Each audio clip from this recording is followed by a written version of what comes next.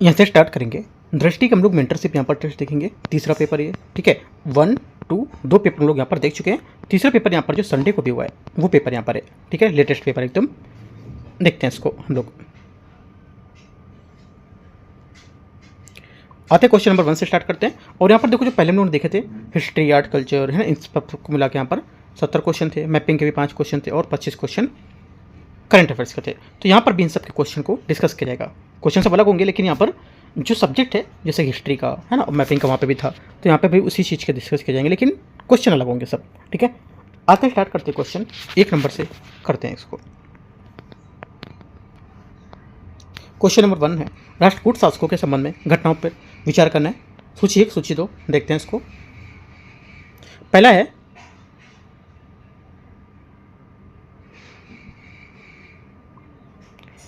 ये बोला है कि दंती दुर्ग क्या होगा? दंती दुर्ग हो जाएगा आपका यहाँ से ये कीर्तिमान दंती द्वारा पराजित किया और यहाँ पर सायु परिधारण की थी। पहली बात यहाँ से करेक्ट है। सेकेंड बात है इंद्र तृतीय हिमालय केप के कोमोरिन तक अपनी सर्वोच्चता को दावा किया था। ये बात गलत है क्योंकि हिमालय से कन्याकुमारी तक यहाँ पर इसमें होगा राष्ट्रकूटों की कृति और विस्तारित करने का दावा गोविंद तृतीय से है ना कि इंद्र तृतीय। सेकंड गलत है। तीसरा कृष्ण तृतीय परंतक प्रथम को पराजित किया था और रामेश्वर विजय को स्तंभ स्थापित किया था। तीसरी बात करेक्ट है। तो 1 और 3 करेक्ट हो जाएगा। आंसर यहाँ से सी। क्वेश्चन नंबर 2 है, राजपूत शासकों के राजनीतिक और सैन्य संगठन के संबंध में विचार करना है। पहला है मंत्री पद समानता वंशानुगत होते थे। सेकंड का क्या होगा? सेकंड का पहला स्टेटमेंट यहाँ से करेक्ट है। सेकंड, राजपूत सेना के पास तुर्कों की तुलना में बेहतर घुड़सवार तीरंदाजी थी। सेकंड यहाँ से गलत होगा क्योंकि राजपूत सैन्य तकनीकी में तुलनात्मक रूप से पिछड़े थे और विशेष रूप से घुड़सवार तीरंदाजी में, जिसमें तुर्कों के पास बेहतर कौशल और रणनीतिक समझ थी। सेकंड गलत होगा। तीसरा, राजपूतों में ने मुजनिक और अरदास जैसे घेराबंदी उपकरण का उपयोग किया था जिसका उन्हें ज्ञान अरबों तुर्कों से प्राप्त हुआ था। ये बात करेक्ट है। 1 और 3 सही है। आंसर यहाँ से बी करेक्ट होगा। क्वेश्चन नंबर आगे आते हैं। 2 नंबर हो गया, 3 नंबर देखते हैं। 3 नंबर क्वेश्चन है, चोल वंश के जो राजस्व प्रशासन के संबंध में विचार करना है। कंकड़ी कानून और व्यवस्था को बनाए रखने के लिए उत्तरदायी सेनाधिकारी होते थे। पहली बात क्या होगी? तीसरे का पहला क्या होगा?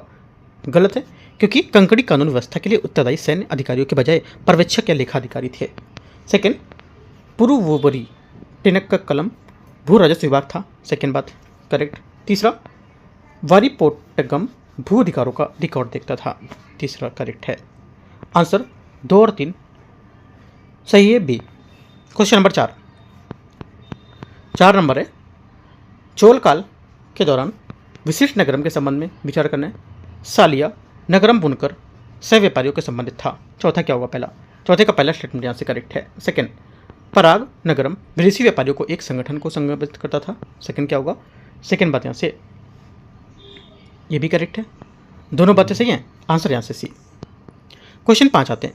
5वां नंबर है, 5वां बोला है कि चोल मंदिरों के यहाँ पर स्थापत्य विशेषताओं के संबंध में विचार करना है। स्थापत्य पद और विवरण संबद्ध मंदिर। पहली बात है अष्ट परिवारालय। ये क्या होगा? अष्ट परिवारालय जो हो जाएगा ये क्या होगा? मुख्य गर्भगृह के चारों ओर 8 सहायक मंदिर। सही है। सेकंड, सोपान क्या होगा? सोपान जो है यहाँ से ये हो जाएगा क्या होगा सोपान? देखो सोपान जो स्टेटमेंट है ये भी करेक्ट है क्योंकि बृहदेश्वर मंदिर के अंतराल वेस्टिबुल में स्थित सीढ़ियों के क्रम। ठीक है। तीसरा क्या है? संगीतमय पत्थर के स्तंभ दारासुत्रम स्थित ऐरावतेश्वर मंदिर हो जाएगा यहाँ से। तीसरा क्या होगा? तीसरा यहाँ से भी करेक्ट है। चौथा, एकाश्म मेला एकाश्म कपोला। ये क्या होगा? ये हो जाएगा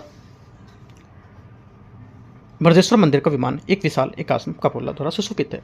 चारों बातें करेक्ट है। आंसर 1 2 3 4 चारों करेक्ट है। क्वेश्चन नंबर 6, दिल्ली सल्तनत के कुलीन वर्ग के संबंध में विचार करना है। इल्तुतमिश की मृत्यु के बाद एक लंबी अवधि तक चहलगानी ने उत्तराधिकार तय करने की प्रमुख भूमिका निभाई थी। पहला, छठे का स्टेटमेंट क्या होगा? छठे का पहला स्टेटमेंट यहाँ से करेक्ट है। सेकंड, बलवन ने सुल्तान के साथ समानता को मान्यता देकर तुर्की कुलीन को सुदृढ़ीकरण किया था। सेकंड गलत है क्योंकि बलबन ने तुर्की कुलीन को शक्ति पर अंकुश लगाकर राजशाही की सर्वोच्चता और गरिमा को पुनर्स्थापन करने का प्रयास किया था। उसमें कुलीनों को सुल्तान के बराबर नहीं मानते थे। सेकंड गलत है। तीसरा, खिलजी और तुगलक काल के दौरान कुलीन वर्ग में प्रवेश सामाजिक रूप से अधिक विविध हो गया था। तीसरा करेक्ट है। आंसर 1 और 3 सही है। आंसर क्या होगा? बी आंसर करेक्ट है। क्वेश्चन नंबर 7 है। 7वां नंबर, दिल्ली सल्तनत के प्रारंभिक जो यहाँ पर सुदृढ़ीकरण है उसके संबंध में विचार करना है। देखते हैं इसमें। पहला बोला है कि व्यक्ति और इसकी यहाँ पर संबद्ध घटना कौन सी होगी। व्यक्ति संबद्ध घटना में यहाँ पर कुतुबुद्दीन ऐबक दे रखा है। पहला कुतुबुद्दीन ऐबक हो जाएगा आपका यहाँ से राजधानी को लाहौर स्थानांतरित किया था। इल्तुतमिश तराइन के युद्ध में एलदौज को पराजित किया था, ये बात भी करेक्ट है। नसीरुद्दीन को बादशाह उच्च का गवर्नर था, ये बात यहाँ से क्या होगी? करेक्ट है। तीसरी भी, तीनों सही है। आंसर क्या होगा 7वें का? 1 2 3 डी करेक्ट है। क्वेश्चन नंबर 8 है। अलाउद्दीन खिलजी के शासनकाल के दौरान प्रशासनिक तंत्र के संबंध में विचार करना है। दीवान मुफ्त खराज की स्थापना राजस्व की बकाया वसूली के लिए की गई थी। 8वें का पहला क्या हो जाएगा? करेक्ट है। सेकंड, आरिज ममालिक सैन्य प्रशासन और सैनिक के निरीक्षण के लिए उत्तरदायी था। करेक्ट है। दीवान धार्मिक संस्थानों को दिए जाने वाला अनुदान का पर्यवेक्षण करता था। तीसरा गलत होगा, क्योंकि दीवान सुल्तान प्रांतीय सरकारों को अन्य शासकों के बीच आधिकारिक पत्राचार संभालता था। तीसरा गलत हो जाएगा यहाँ से। आंसर क्या होगा? आंसर हो जाएगा आपका यहाँ से 1 2 करेक्ट है। 8वें का क्या होगा? 8वें का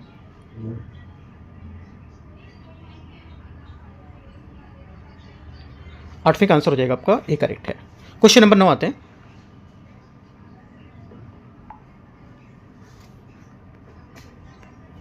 क्वेश्चन 9 है। पाल और प्रतिहार काल की काल प्रशासनिक और सामाजिक विशेषताओं के बारे में विचार करना है। पाल शासकों के अधीन गांवों को 1 और 10 की इकाइयों में समाहित किया जाता था, जिनका प्रशासन क्रमशः ग्रामपति और दार्शनिक गर्मी नामक अधिकारों द्वारा किया जाता था। 9वें का पहला स्टेटमेंट यहाँ से क्या है? करेक्ट है। सेकंड, प्रतिहारों के विपरीत पाल शासकों के अधीन उपसमंथीकरण की प्रथा का कोई महत्वपूर्ण पुरातात्विक साक्ष्य नहीं मिलता है। सेकंड सही है। तीसरा, 13वीं शताब्दी तक राजपुत्र शब्द एक राजनीतिक पद के रूप विकसित होकर एक वंशानुगत श्रेणी बन गया था, जिसमें राजा के पुत्र से लेकर लघु जमींदार कोटि के व्यक्ति शामिल होते थे। करेक्ट है तीनों। आंसर क्या होगा? 1 2 3। 9वें का आंसर डी करेक्ट है। क्वेश्चन नंबर 10 है। अलाउद्दीन खिलजी के बाजार सुधारों के संबंध में विचार करना है। पहली बात है 10वें में ये बोला है कि मूल्य नियंत्रण नियमों को लागू करने के लिए बाजार नियंत्रक, शाहनाए मंडी, खुफिया अधिकारी और गुप्तचर नियुक्त किए गए थे। 10वें का पहला स्टेटमेंट सही है। अनाज व्यापारियों को आधिकारिक निगरानी में रखा गया था और जमाखोर प्रतिबंधित थी और सरकारी अन्नागार बसाए गए थे।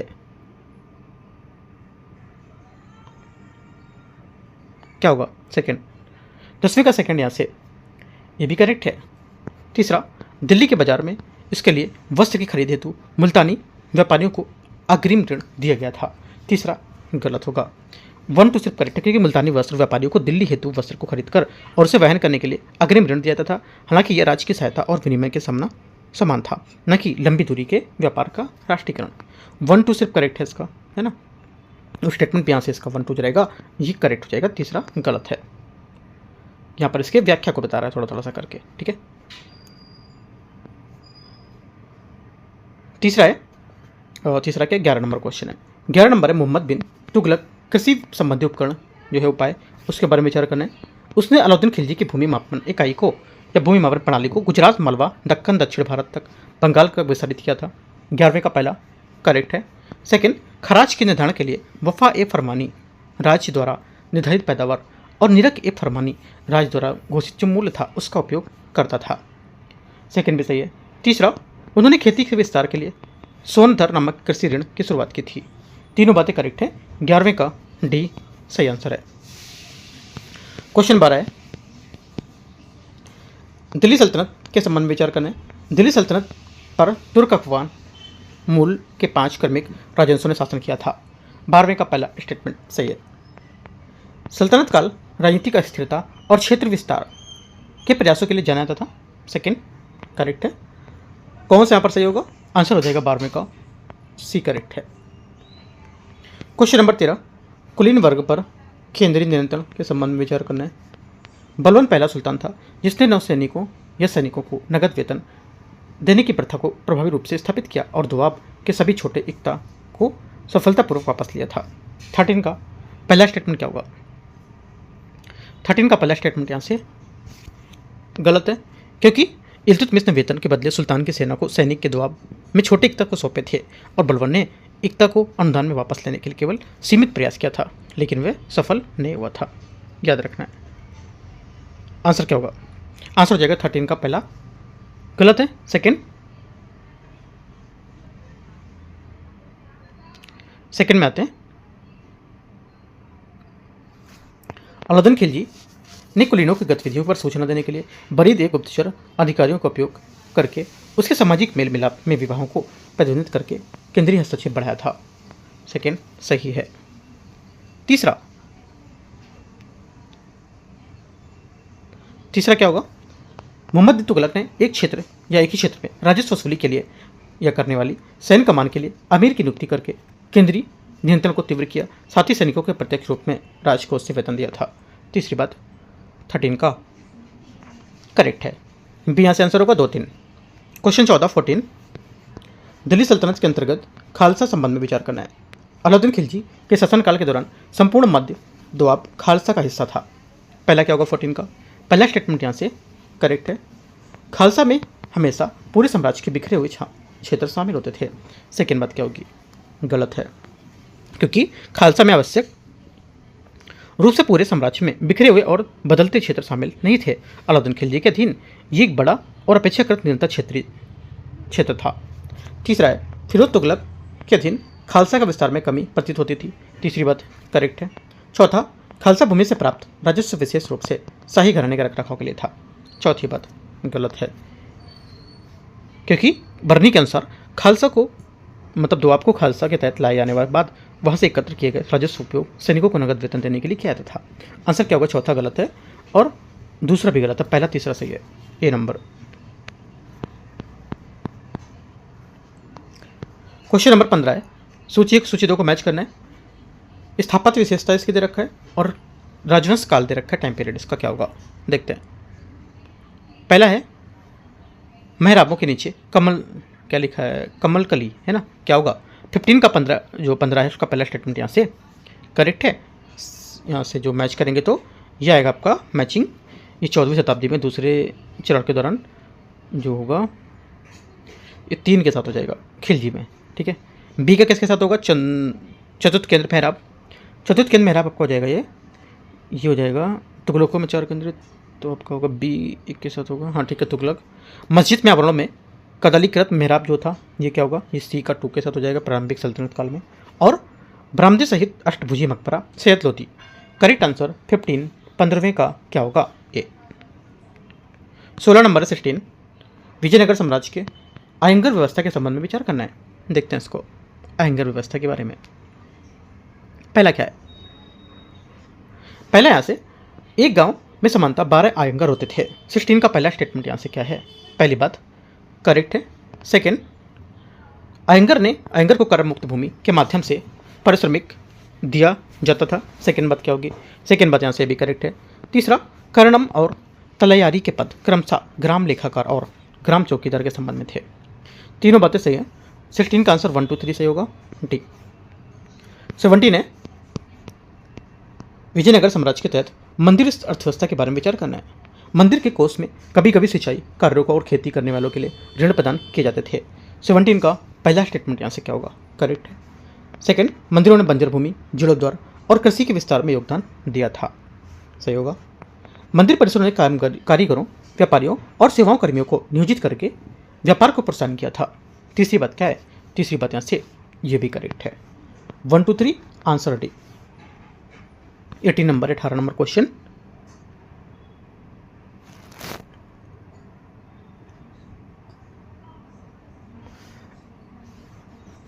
नंबर है 18 नंबर यहाँ से सूची 1 सूची 2 को मैच करते हैं। देखते हैं यहाँ से इसने बोला है कि 18 नंबर में सूची 1 सूची 2 पद समूह और इसके कार्य कौन कौन से, ठीक है। देखते हैं इसको। इसने बोला है कि सिलेदार क्या होगा? देखो 18 में यहाँ पर सिलेदार हो जाएगा आपका क्या, ये किसके साथ मैच होगा? ये मैच होगा आपका पहले के साथ, मतलब राजा के व्यक्तिगत शस्त्रागार का प्रभारी होता था। ठीक है, उसके बाद अगला है तरफदार। तरफदार क्या हो जाएगा? ये प्रांतीय गवर्नर एक तरह से। ठीक है, ये सेकंड का बी के साथ हो जाएगा। थर्ड का बोला है खासा खेल सुल्तान के अंगरक्षक हो गए और बरबद्रदान आपात स्थिति के दौरान सैनिकों की लामबंदी। करेक्ट आंसर यहाँ से 18 का सी करेक्ट है। 19 दिल्ली सल्तनत के पतन के बाद उभरे प्रांतीय राज्यों के संबंध में विचार करना है। शमसुद्दीन शाह जो था द्वारा शैव शासकों के हटाने के बाद कश्मीर सल्तनत का उदय हुआ था। 19 का पहला स्टेटमेंट यहाँ से क्या है? करेक्ट है। सेकंड, गुजरात सल्तनत का उदय तब हुआ जब जफर खान ने तैमूर आक्रमण के बाद स्वतंत्रता की घोषणा की थी। सेकंड भी सही है। हाजी इलियास खान द्वारा इलियास शाही राजवंश के तहत बंगाल को एकजुट करने के बाद बंगाल के सल्तनत का उदय हुआ था। तीसरा क्या होगा? तीसरी बात भी करेक्ट है।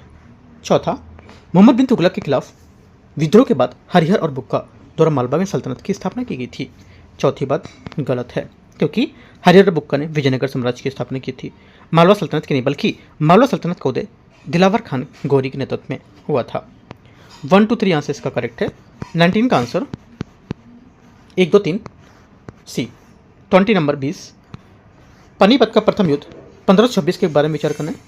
बाबर की सेना इब्राहिम लोदी की सेना से संख्या में अधिक थी। 20 का पहला स्टेटमेंट क्या होगा? 20 का पहला स्टेटमेंट यहाँ से करेक्ट है। 20 का पहला क्या होगा? गलत हो जाएगा, सही नहीं है। क्यों? देखो, इसलिए 20 का पहला गलत है क्योंकि बाबर की सेना इब्राहिम लोदी की सेना की तुलना में काफ़ी सीमित थी और बाबर के पास लगभग 12,000 सैनिकों की एक सक्रिय सेना थी, जबकि यहाँ पर इब्राहिम लोदी की सेना लगभग कितना 1 लाख है ना से होने का अनुमान था। तो ये गलत हो जाएगा पहला। सेकंड बात है, बाबर ने तोपखाने के साथ युद्ध की ऑटोमन या रूमी पद्धति को उपयोग किया था। सेकंड बात ये, सेकंड करेक्ट हो जाएगा यहाँ से इसका। तीसरा यहाँ से, बाबर की रक्षात्मक स्थिति को सुदृढ़ करने के लिए खाइयों और अवरोधों का उपयोग किया गया था। तीसरा क्या होगा? 20वें का तीसरा स्टेटमेंट करेक्ट है। आंसर क्या होगा? 2 और 3 सही है, तो 2 बातें करेक्ट है। क्वेश्चन 21 सर्वप्रभुता संपन्न शासक बनने के बाद शेरशाह द्वारा अपनाई गई नीतियों के संबंध में विचार करना है। उसने मालवा और बुंदेलखंड के खिलाफ एक साथ सैन्य अभियान चलाए थे। 21 का पहला स्टेटमेंट यहाँ से गलत है। सेकेंड, 1545 ईस्वी तक उसने पश्चिम में सिंध और पंजाब से लेकर पूर्व में बंगाल तक सर्वोच्चता स्थापित कर ली थी। करेक्ट हो जाएगा। कलिंजर के खिलाफ उसका अभियान बारूद के एक आकस्मिक विस्फोट के उसकी मृत्यु के साथ समाप्त हुआ था। तीसरा भी सही है। 2 और 3 सही है। 21 का आंसर बी। क्वेश्चन 22 है 22, अकबर के अधीन से मुगल प्रशासन के राजपूत को शामिल होने के संबंध में विचार करना है। राजा भारमल जो था, ये मुगल सेना में शामिल होने के बाद तुरंत 5000 सैनिकों के मनसबदार नियुक्त किया गया था। 22वें का पहला स्टेटमेंट यहाँ से सही है। सेकेंड, गुजरात अभियान के दौरान अकबर ने राजा भारमल को व्यापक शक्तियों के साथ आगरा का प्रशासन सौंपा था। सेकेंड बात क्या होगी? करेक्ट हो जाएगी, क्योंकि 1572 और 73 में अकबर के गुजरात अभियान के दौरान आगरा का प्रशासन व्यापक जो शक्ति थी उसके राजा भारमल को सौंप दिया गया था। उन्हें वजीर मुतलक और असीमित शक्ति वाला मंत्री नियुक्त किया गया था। तीसरा है, राजा भगवान दास को काबुल का सूबेदार नियुक्त किया गया था। तीसरी बात क्या होगी? गलत हो जाएगी। आंसर क्या होगा? 1 2 करेक्ट है ना। तीसरा गलत हो जाएगा यहाँ से। क्वेश्चन नंबर 23 आते हैं। 23 बोले, अकबर के तहत मनसबदारी प्रणाली के बारे में विचार करने। मनसबदारी प्रणाली ने सिविल के साथ सैन्य प्रशासन की उत्तरदायी सैन्य नौकरशाही तंत्र का गठन किया था। 23 का पहला स्टेटमेंट क्या होगा? करेक्ट है। सेकेंड, प्रत्येक मनसबदार को केवल जागीर आवंटन के माध्यम से पारिश्रमिक प्राप्त होता था। सेकेंड बात क्या होगी? सेकेंड बात यहाँ से गलत है, क्योंकि प्रत्येक मनसबदार को जागीर के माध्यम से भुगतान नहीं किया जाता था और कुछ नगद वेतन मिलते थे और उन्हें नगदी मनसबदार कहा जाता था, जबकि बहुसंख्यक को जागीर दी जाती थी, है ना। इस वजह से गलत हो जाएगा। तीसरा, मनसबदारों को आवंटित जागीरें समय समय पर स्थानांतरित की जाती थी। तीसरी बात करेक्ट है। आंसर 1 और 3 सही होगा। सही आंसर बी। क्वेश्चन 24 है 24, तौहीद इलाही जिसे दीन इलाही के रूप में जाना जाता है उसके संबंध में विचार करना है। इसमें एक औपचारिक धार्मिक ग्रंथ और एक संगठित पदवी वर्ग था। 24 का पहला स्टेटमेंट यहाँ से गलत है। क्यों? क्योंकि तौहीद इलाही जिसका अर्थ होता है दिव्य एकस्वरवाद, अकबर से सबसे परिचित और चर्चित धार्मिक नवाचारों में से एक था। हालांकि इसका कोई औपचारिक ग्रंथ, संगठित पादरी वर्ग, निर्धारित समारोह या धार्मिक समानताओं का कोई स्पष्ट परिभाषित ढांचा नहीं था। पहला गलत हो जाएगा। सेकेंड, तत्कालीन जेसुइट मिशनरियों का मानना था कि अकबर एक नया धर्म स्थापित करना चाहता था। सेकेंड बात करेक्ट है। तीसरा, बदायूं ने 1580 में उसके बाद रूढ़िवादी इस्लाम से विमुख होने पर अकबर की आलोचना की थी। तीसरा क्या होगा? तीसरी बात यहाँ से करेक्ट है। आंसर 2 और 3 सही है, बी। क्वेश्चन 25, एतमादुल्ला के मकबरे के बारे में विचार करना है। इसका निर्माण नूरजहां ने अपने पिता मिर्जा गियास बेग की स्मृति में कराया था। 25 फर्स्ट स्टेटमेंट यहाँ से करेक्ट है। सेकेंड, ये अकबर की सुदृढ़ स्थापत्य शैली में जहांगीर और शाहजहां से संबंधित अधिक परिष्कृत शैली के बदलाव का प्रतिनिधित्व करता था। 25 का सेकंड क्या होगा? ये भी सही है। यह स्मारक मुख्य रूप से लाल बलुआ पत्थर से बना हुआ, जिसमें सीमित संगमरमर की सजावट है। ये गलत है, क्योंकि मुख्य मकबरा मुख्य रूप से सफ़ेद संगमरमर से बना था और मोजिक तथा पेट्रा ड्यूरा की कला की समृद्ध अलग किया करता था। 1 2 करेक्ट है, 2 बातें सही है। क्वेश्चन नंबर 26 से 26, दक्कन में मुगल विस्तार के संबंध में विचार करना है। 1687 में बीजापुर और गोलकुंडा दोनों का विलय मुगल साम्राज्य में कर लिया गया था। 26 फर्स्ट स्टेटमेंट करेक्ट। एक सम्राट के रूप में औरंगजेब के लंबे समय तक दक्कन में रहने के दौरान मराठों का एक प्रमुख राजनीतिक शक्ति के रूप में उदय हुआ था। सेकंड क्या होगा? सेकंड बात गलत है। तीसरा, औरंगजेब के सम्राट बनने से पहले ही शाहजहां ने बीजापुर और गोलकुंडा को मिला लिया था। यह बात गलत है, क्योंकि शाहजहां के अधीन बीजापुर और गोलकुंडा को पराजित किया था और मुगल सत्ता स्वीकार करने को तथा नजराना देने के लिए पर बात किया गया था, लेकिन इन्हें साम्राज्य में शामिल नहीं किया गया था। दोनों बातें गलत हैं, 2 और 3 की है ना। पहला करेक्ट है 26 में, गलत पूछा है तो 2 और 3 सी। 27 आते हैं।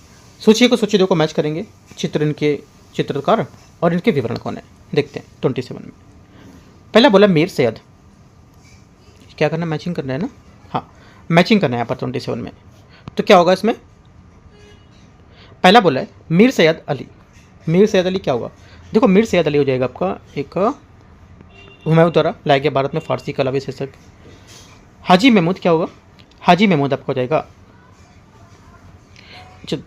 बोत्सान ऑफ सऊदी कलाकार द्वारा हाजी महमूद को चित्रित किया गया था। बी का फर्स्ट हो जाएगा। दसवंत हो जाएगा आपका एक कहार या पालकी ढोने वाले पुत्र दसवंत अपनी असाधारण कलात्मक क्षमता के कारण अकबर के शाही शिल्पकला की प्रमुखता से उभरा था। सी और अबुल फजल लास्ट हो जाएगा आपका अकबर के दरबार में जुड़े कई चित्रकारों के नाम और उनकी उपलब्धियां दर्ज थी। करेक्ट आंसर 27 का बी करेक्ट है।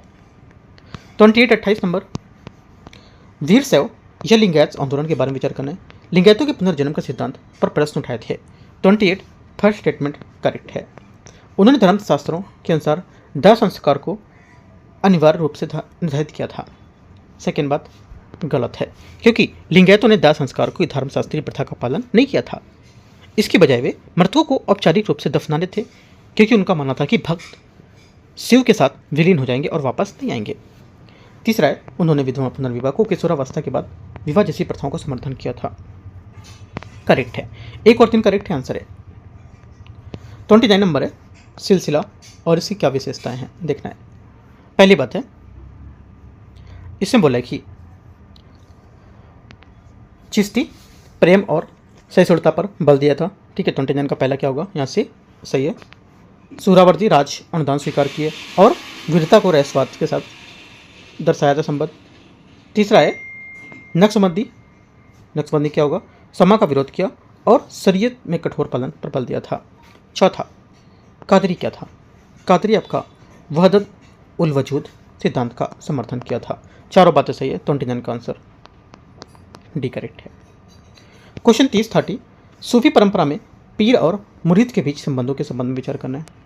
सिलसिला सत पीर और मुरीद को जोड़ने वाली एक निरंतर आध्यात्मिक कड़ी को दर्शाता है। 30 का पहला स्टेटमेंट यहाँ से क्या होगा? करेक्ट है। पीर समानता खानका में अपने शिष्यों के साथ निवास करता था। सेकंड करेक्ट है। पीर की मृत्यु के साथ या मृत्यु के बाद उनकी दरगाह प्राय उसके अनुयायियों के लिए केंद्र बन जाती थी। तीसरी बात करेक्ट है। आंसर क्या होगा? 30 का 1 2 3 डी। 31 है। 31 बोले सूची 1 सूची 2 को मैच करेंगे, देखते हैं संत और इसकी विशेषता क्या है। 31 में पहला है मैच करना है ना, हाँ कबीर। कबीर क्या हो जाएगा, देखो जो कबीर है ये क्या होगा, कबीर एक प्रमुख निर्गुण भक्ति है जिन्होंने जातिगत भेदभाव, कर्मकांड और मूर्ति पूजा को खारिज किया था। 1 का 3। आगे गुरु नानक प्रचलित धार्मिक प्रथाओं को आलोचना की थी, है ना, और बी का 1 हो जाएगा मैचिंग। तुलसीदास सी। तुलसीदास सगुण भक्ति की परंपरा संबंधित थे। उन्होंने जाति पदानुक्रम और ब्राह्मणों के विशेषाधिकार प्राप्ति को स्वीकार किया था। सी का 4। मीराबाई वल्लभाचार्य द्वारा लोकप्रिय बनाई गई कृष्ण भक्ति परंपरा से संबंधित थी। आंसर क्या होगा, आंसर हो जाएगा 31। करेक्ट आंसर ए करेक्ट है। 32 32 शिवाजी के प्रशासन और सैन्य संगठन के बारे में विचार करना है।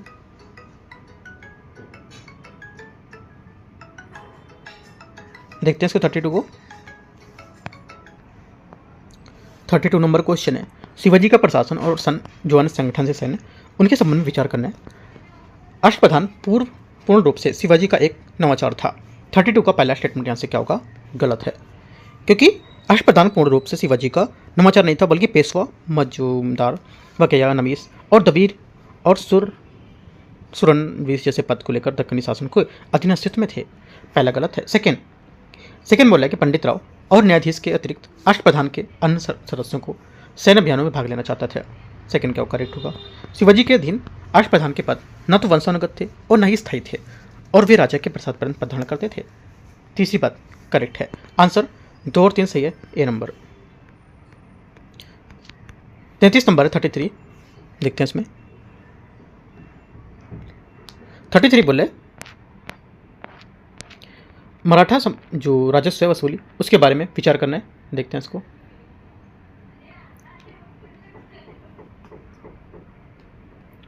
पहली बात है, सरदेशमुखी चौथ की तुलना में निर्धारित राजस्व के बड़े हिस्से को प्रतिनिधित्व करता था। पहली बात यहाँ से क्या है, गलत है। पहली बात गलत होगी, क्यों? क्योंकि चौथ निर्धारित राजस्व का 1/4 या 25% होता था, जबकि सरदेशमुखी सरबंता 10वें हिस्से या 10% के रूप में। ठीक है, तो ये गलत हो जाएगा। सेकेंड, पेशवाओं के अधीन जो पूर्व में मुगल नियंत्रण वाले क्षेत्र में चौथ और सरदेशमुखी की वसूली को व्यवस्थित किया गया था। सेकेंड करेक्ट है, सिर्फ दूसरा करेक्ट है, सही पूछा है तो भी। 34 सूची 1 सूची 2 मराठा के यहाँ पर घराने और यहाँ पर इसके प्रमुख केंद्र के बारे में। आंसर क्या होगा 34 का? पहला यहाँ पर है ये सिंधिया ग्वालियर के, ठीक है, उसके बाद होलकर इंदौर के, गायकवाड़ बलौदा और भोंसले नागपुर। करेक्ट आंसर 34 का बी करेक्ट है यहाँ से। 35 35 नंबर आते हैं। 18वीं शताब्दी के दौरान मराठा शक्ति के विस्तार के संबंध में विचार करना है। मुगल साम्राज्य में विघटन का लाभ उठाते हुए मराठों ने मालवा, गुजरात और बुंदेलखंड जैसे क्षेत्रों में उत्तर की ओर विस्तार किया था। 35 पहला स्टेटमेंट यहाँ से क्या करेक्ट है। सेकेंड, 1750 के दशक की शुरुआती तक पेशवा ने गुजरात के राजस्व के एक बड़े भाग पर गायकवाड़ राजवंश के अधिकारों को मान्यता दे दी थी। सेकेंड बात क्या होगी, करेक्ट है। 18वीं शताब्दी के उत्तरार्ध में दौरान मार्च सिंधिया ने दिल्ली, आगरा, राजस्थान और गुजरात पर अपने प्रभुत्व का विस्तार किया था। तीसरी बात क्या होगी, 35 का थर्ड स्टेटमेंट यहाँ से ये क्या होगा, सही है गलत है, सोचो। तीसरा जो स्टेटमेंट यहाँ से ये करेक्ट है। आंसर क्या होगा 35 का 1 2 3 सभी यहाँ से इसके सही है। क्वेश्चन नंबर 36 है, मुगलकालीन विदेशी व्यापार के संबंध में विचार करना है। वस्त्र, चीनी, सोरा और अफीम महत्वपूर्ण निर्यात वस्तुएं थीं। 36 पहला स्टेटमेंट यहाँ से क्या है, 36 का पहला स्टेटमेंट यहाँ से करेक्ट है।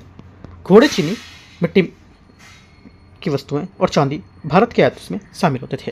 पहला सेकेंड स्टेटमेंट 36 का करेक्ट है। अभी भारत ने मध्य एशिया से बड़ी मात्रा में सूती वस्त्रों का आयात किया था। तीसरा गलत है, क्योंकि भारत ने स्वयं सूती वस्त्रों का एक प्रमुख उत्पादक था और निर्यातक था। इसने आयात नहीं किया था, मतलब मंगवाया नहीं था। ये जब निर्यात कर रहा है तो मंगवाएगा क्यों? चौथी बात है, यूरोप में व्यापारिक कंपनियों के आगमन के बाद यूरोप के साथ व्यापार विस्तार किया। ये बात करेक्ट है। 1 2 और 4 ये नंबर करेक्ट है यहाँ से। क्वेश्चन नंबर 37 है, मुगल साम्राज्य के पतन के दौरान मुगल सेना के संबंध में विचार करना है। मुगल सेना में तेजी से ऐसे भर्तक सैनिकों की संख्या बढ़ती गई जो मुख्य रूप से व्यक्तिगत लाभ के लिए सेवा करते थे। 37 पहला स्टेटमेंट करेक्ट है। सुदृढ़ सैन्य अनुशासन ने प्रतिकूल परिस्थितियों के दौरान सैन्य पलायन को रोका था। सेकेंड गलत है, क्योंकि मुगल सेना कमजोर अनुशासन से ग्रस्त थी और प्रतिकूल सैन्य परिस्थितियों के दौरान सैनिकों का पलायन दृढ़ संकल्प की कमी और अनुपयुक्त समान हो गई थी। सेकेंड गलत है। तीसरा, किसी कमांडर की मृत्यु या उसके लापता होने से प्राय सैनिकों के बीच घबराहट और अचानक भगदड़ मच जाती थी। तीसरा सही है। 1 और 3 सही है, आंसर बी यहाँ से करेक्ट है। क्वेश्चन 38 नंबर है। 38 नंबर में जो है क्वेश्चन, नैनार जो है, नैनार्स एंड जो अलवार्स हैं, भक्ति मूवमेंट के जो डेवलपमेंट था उसको लेकर के यहाँ पर देखने कौन सा करेक्ट है। फर्स्ट स्टेटमेंट, उन्होंने औपचारिक और कर्मकांडी उपासना के बजाय व्यक्तिगत भक्ति पर बल दिया था। 38 फर्स्ट करेक्ट है। उनकी भक्ति परंपराओं ने बाद में उत्तर भारत सहित भक्ति आंदोलन के व्यापक प्रसार में योगदान दिया। सेकेंड भी सही है। तीसरा है, भागवत पुराण वैष्णव परंपरा के विकास में एक महत्वपूर्ण कारक सिद्ध हुआ था। तीसरी बात क्या होगी, करेक्ट है। चौथा, उन धार्मिक विचारों को संप्रेषित करने के लिए क्षेत्रीय भाषाओं का उपयोग कर खारिज कर दिया था। चौथी बात गलत है, क्योंकि भक्ति संतों ने समाज के व्यापक वर्गों के साथ संवाद करने के लिए सक्रिय रूप से क्षेत्रीय भाषाओं में उपयोग किया था और नैनारों और अलवारों में क्षेत्रीय भाषा को खारिज करने के बजाय तमिल भक्ति में कविता की रचना की थी। 1 2 3 करेक्ट है ना। 1 करेक्ट था, 2 भी करेक्ट था और तीसरा भी करेक्ट था, लेकिन चौथी बात यहाँ से गलत है इसकी। क्वेश्चन 39 से 39, भारतीय मंदिर स्थापत्य कला के बारे में विचार करें। उत्तर भारतीय या इंडो आर्यन शैली में सामान्यतः गोलाकार शीर्ष और वक्र रेखी रूपरेखा वाले शिखर को प्राथमिकता दी जाती थी। 39 का पहला करेक्ट है। दक्षिण अथवा द्रविड़ शैली में सामान्यतः आयताकार काटे हुए पिरामिड का आकार शिखर होते थे।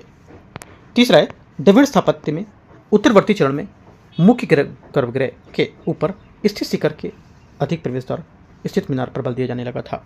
तीसरा गलत है, क्योंकि द्रविड़ स्थापत्य में उत्तरवर्ती चरण में मुख्य रूप से गर्भगृह के ऊपर स्थित शिखर पर अधिक प्रवेश द्वार स्थित मीनार पर बल दिया जाने लगा था। ये प्रवेश ऊंची गोपुरम के रूप में विकसित होते थे, जो प्रायः केंद्रीय और मंदिर के समान शिखर से भी ऊंचे होते थे। क्या होगा, 1 2 करेक्ट है, तीसरा गलत होगा, ये आंसर है। 40 नंबर है 40, निम्नलिखित में से कौन सा सम्मिलित सही है। इसमें से 40 में सही सम्मिलित है, आंसर हो जाएगा कंदरिया महादेव का मंदिर, करेक्ट है। राजेश्वर तंजौर मंदिर 900 ईस्वी में, गलत है, क्योंकि तंजौर राजेश्वर मंदिर लगभग 1012 ईस्वी का है, ये गलत हो जाएगा। सूर्य कोणार्क मंदिर 1250, करेक्ट है। सही आंसर 1 और 3 सी नंबर। 41 नंबर है 41, बौद्ध स्थापत्य के संबंध में विचार करने। स्तूप सामान्यतः बुद्ध या अन्य सम्मानित व्यक्तियों के अवशेषों पर बनाए जाते थे। पहली बात सही है। चैत्य एक पूजा स्थल था जिसके भीतर एक वोटिव स्तूप स्थापित होता था। सेकेंड बात, ये भी करेक्ट है। विहार का प्राथमिक उद्देश्य पूजा के लिए अवशेष स्तूप के रूप में काम करना था। तीसरी बात गलत है, क्योंकि विहार कोई अवशेष टीला नहीं था। यह मुख्य रूप से बौद्ध भिक्षुओं के लिए एक आवासीय परिसर था, जिसमें सामान्यतः एक केंद्रीय हाल छोटे कक्ष होते थे। 1 2 सिर्फ करेक्ट है, आंसर है। 42 नंबर है 42, भारत में शैलकृत स्थापत्य के संबंध में विचार करना है। बिहार के निकट स्थित बराबर की पहाड़ी गुफाएं अशोक द्वारा आजीवक भिक्षु को समर्पित की गई थी। पहला करेक्ट है। सेकंड, एलोरा के बाद के गुफा मंदिर का निर्माण 5वीं और 8वीं शताब्दी के बीच हुआ था। सेकंड बात भी करेक्ट है। तीसरा, एलिफेंटा की गुफाएं विशेष रूप से शिव की मूर्तियां, विशाल मूर्ति, त्रिमूर्ति प्रतिमा के लिए प्रसिद्ध है। तीसरी बात भी करेक्ट है। आंसर क्या होगा 42 का 1 2 3 डी। 43 नंबर है 43, गांधार, मथुरा और अमरावती मूर्तिकला शैलियों के बारे में विचार करना है। पहला, गांधार कला शैली में मानव आकृति और वस्त्र विन्यास के चित्रण में ग्रीक रोमन प्रभाव स्पष्ट रूप से दिखाई देता है। 43 पहला स्टेटमेंट क्या होगा, पहला स्टेटमेंट यहाँ से करेक्ट है। सेकंड, मथुरा कला शैली में लाल बलुआ पत्थर का प्रयोग किया जाता था, ठीक है, और इसमें बुद्ध के जैन तीर्थकरों द्वारा ब्राह्मणवादी देवताओं की प्रतिमा भी निर्मित की जाती थी। सेकंड क्या होगा, सेकंड भी करेक्ट है। तीसरा, अमरावती कला शैली मुख्यतः पश्चिम भारत में विकसित कला परंपराओं से संबद्ध थी। तीसरी बात गलत है। आंसर क्या होगा, अमरावती कला शैली दक्कन क्षेत्र में स्थित निचली कृष्णा घाटी से संबद्ध थी, न कि उत्तर पश्चिमी भारत से। इसकी मूर्तिकला कथात्मक, उत्कीर्ण और परिष्कृत अलंकरण शैली के लिए प्रसिद्ध है। आंसर क्या 1 2 करेक्ट हो जाएगा ये नंबर। 44 है गुप्त कला और शास्त्रीय मूर्तिकला विशेषताओं के बारे में विचार करना है। गुप्त मूर्तिकला संतुलन, संयम और आध्यात्मिक अभिव्यक्ति द्वारा चिन्हित है। 44 पहला सही है। गुप्त काल की बुद्ध प्रतिमाओं में भारी विदेशी वस्त्र और मंसल यथार्थवाद प्रमुख विशेषताएं होती थीं। सेकेंड बात क्या होगी? सेकेंड बात गलत है, क्योंकि गुप्तकालीन बुद्ध प्रतिमाओं के मुख्यतः भारी विदेश वस्त्र विन्यास अथवा मंसल यथार्थवादी दिखाई नहीं देता था। ये विशेषता पहले की गांधार कला की प्रवृत्तियों से अधिक निकटता संबंध है। तीसरा गुप्त काल की सारनाथ शैली अपनी परिष्कृत बुद्ध प्रतिमाओं के लिए प्रसिद्ध है, जिसमें शांत चेहरे की भाव, भंगिमा और महीन पारदर्शी वस्त्र विन्यास की विशेषता दिखाई देती है। करेक्ट हो जाएगा। 1 और 3 सही है। 44 का आंसर सी। 45 चोल कांस्य मूर्तिकला के बारे में विचार करना है। चोल शासकों ने 4 शताब्दियों से अधिक समय तक कला का व्यापक संरक्षण प्रदान किया था। पहली बात करेक्ट है। सेकेंड, चोल कांस्य प्रतिमाओं में आकृतियों की गोलाई और अनुशासित शक्ति महत्वपूर्ण कलात्मक विशेषताएं बन गई थी। सेकेंड भी सही है। तीसरा, तिरुवलंगाडु से प्राप्त नटराज प्रतिमा 11वीं शताब्दी की शास्त्रीय चोल कला की पूर्ण अभिव्यक्ति का प्रतिनिधित्व करती थी। तीसरा भी सही होगा। 45 1 2 और 3 सभी सही है। डी। 46 नंबर है इंडो इस्लामिक वास्तुकला के संबंध में विचार करना है। चूने के कार्य के प्रयोग से वास्तविक मेहराबों का और गुंबददार जो छतें थी उसका निर्माण संभव हुआ था। पहली बात करेक्ट है। इंडो इस्लामिक वास्तुकला में तुर्क पूर्व, लिंटल और बीम तथा कार्बेलिंग रूपों में वास्तविक मेहराब गुंबदाकार छतों और गुंबदों से प्रतिष्ठित कर दिया गया था। सेकेंड करेक्ट है भी। तीसरा, गुंबदों के निर्माण के लिए वर्गाकार या आयताकार आधार को वृत्ताकार के रूप में परिवर्तित करने के लिए स्क्विंच का उपयोग करना था, यह आवश्यक था। ये भी करेक्ट है। सभी सही है। 46 में आंसर डी। 47 होते हैं 47। निम्नलिखित पर विचार करने मुगल स्मारक और वास्तुकला की विशेषताएं शिल्प की क्या होंगी? पहली बात है 47 में पहला बोले कि फतेहपुर सीकरी निजी राजमहल के कक्षों में और सार्वजनिक भवनों को एक सुव्यवस्थित समूह के रूप में व्यवस्थित किया गया था। पहला क्या होगा? सही है। सलीम चिश्ती का मकबरा जो है, सलीम चिश्ती का मकबरा है, ये मूलतः केवल आंशिक रूप से संगमरमर आच्छादित था, ना कि पूर्ण रूप से। गलत हो जाएगा। पंचमहल क्या है? पंचमहल 5 मंजिला संरचना थी, जिसकी मंजिलों का आकार उत्तरोत्तर घटता था। उत्तरोत्तर क्या होता था? घटता रहता था। और इन मंजिलों में सहारा देने के लिए स्तंभों की बनावट एक दूसरे के अलग होती थी। तीसरा करेक्ट है। चौथा, शाहजहां के दिन वास्तुकला में लाल बलुआ पत्थर और ट्रेबिएटेड निर्माण की आवश्यकताएं बनी रही थी। चौथी बात गलत है, क्योंकि शाहजहां के जो शासनकाल में संगमरमर से अपने वास्तविक और सर्वाधिक परिष्कृत रूप में बलुआ पत्थर का स्थान ले लिया था। और गुंबदाकार एवं दोहरी गुंबद, नक्काशीदार मेहराब, रंगीन पत्थर की जड़ाई तथा पिटराडुरा प्रमुख वास्तुकला की विशेषताएं बन गई थी। लाल बलुआ पत्थर और ट्रेबिएटेड निर्माण मुख्यतः अकबर की वास्तुकला की विशेषता थी। तो 1 और 3 यहाँ से करेक्ट है। आंसर क्या होगा? 1 और 3 करेक्ट है, तो क्या होगा आंसर? 47 का पूछा क्या सही कौन सा है? बी। 48 मध्यकालीन भारत की क्षेत्रीय वास्तुकला की परंपराओं के बारे में विचार करना है। बंगाल में वक्राकार छत एक स्थापित वास्तुकला परंपरा बन गई थी, जबकि सजावट के लिए टेराकोटा टाइल्स का समानता प्रयोग करते थे। पहली बात 48 का क्या है? करेक्ट है। सेकेंड, गुजरात शैली अपने स्वरूप में अत्यधिक स्वदेशी और इसमें हिंदू जैन वास्तुकला के अनुकूल शामिल था।